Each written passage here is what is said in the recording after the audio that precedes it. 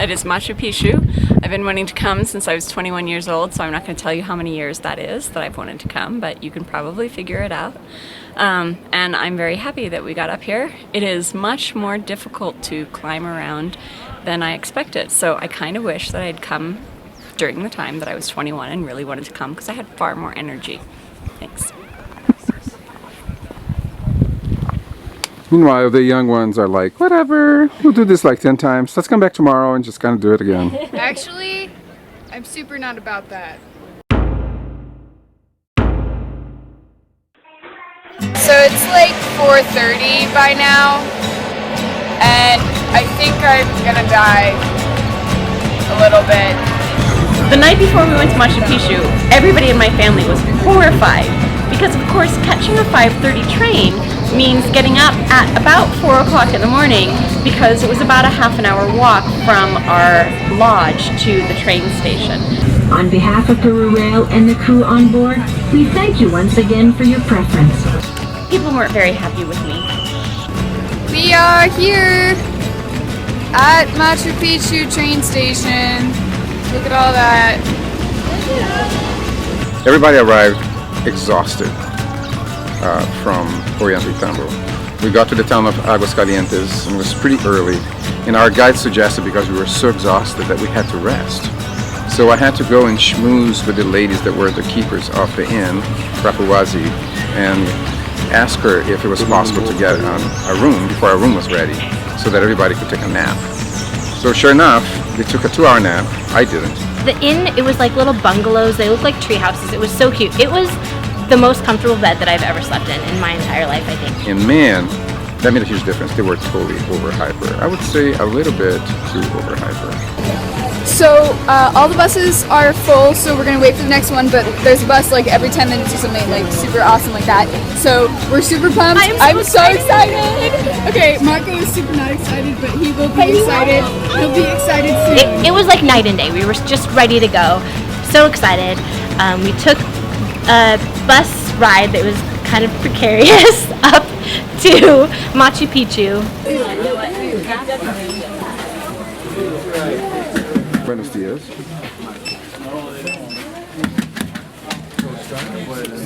Buenos dias. We got in, yet my dad couldn't get his tripod in, which is kind of understandable because it's ginormous and could have fallen off and cost him millions of dollars to replace it. So my dad literally lugged his tripod all this way and got into all sorts of different like conundrums with the airport people, and It's so much lighter though. he's not allowed to take it up to the top. I'm taking it lightly. It's okay. It's ridiculous. I'm so mad. I'm not. He's I'll be not, alright. but I'm mad. This is so insane. Look at this. It was just like crazy how something probably more than hundreds of years old hasn't crumbled completely out of existence yet. I think something about Machu Picchu that is so incredible, which is actually the thing that everybody talks about, that why Machu Picchu is so incredible, is that it's so well preserved, and you can say that as many times as you want, but you won't understand it until you actually go there and you see, like, and you think about, and you're walking through the village and you're like, people lived here. You walk a little path and you kind of come around this bend, and then all of a sudden there it is, and it literally takes your breath away. It's so beautiful, more beautiful than you can possibly imagine just by looking at pictures.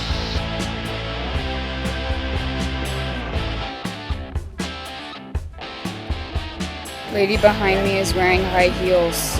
It's exactly like the pictures that you see, but better because you're there. It's just nature, mountains, rocks, dirt, and Machu Picchu, and it was great. Machu Picchu was absolutely breathtaking. I don't think I've ever seen anything like that in my life. I think that if I had done this trip when I was like 19, 20 years old, when I was a lot more of a spiritual person, I would have had a completely different experience. As it was incredible. I can't even imagine. what it would have been if I had been more spiritual about it. But it still had this very surreal feel to it. I'm taking a video of Chesty right now. Your head and it looks awesome. The cactus springing out of my head, and I have Chastity.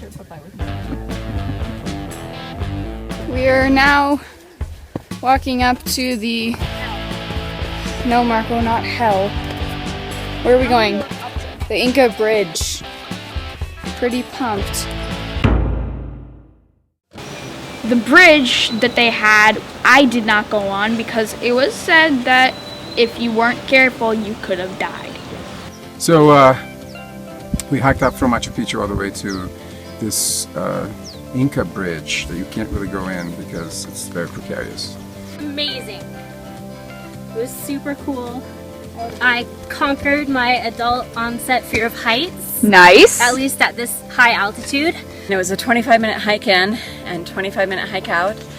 Very hard getting up to the caretaker's hut. So you actually have to go out to this booth before you go on the trail and sign your name, the time you were there, because you might slip and fall on the cliff. Parts of the trail have like a drop. But you were like on a path that was this wide, and here was cliff, and here was cliff. The bridge was incredible. The mountain was so steep, and it was multicolored with like blacks and whites and browns. It was beautiful. At some parts of the path, there was a wire cable that you had to hang on to as you walked. Yeah, it was amazing, amazing. Totally worth it. It was. Yeah, we're leaving. It was so incredible. And while Heather, Papa, and my mom hiked up to the really perilous Inca bridge thing, Marco and I sat on a rock at the trailhead and we had this fantastic view of Machu Picchu, and it was really nice to just get to sit there and just look at it and take it all in. All that I imagined it to be. Word.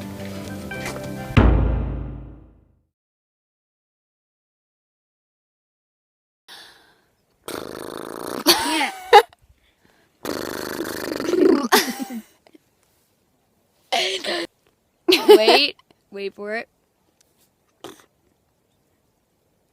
Shit.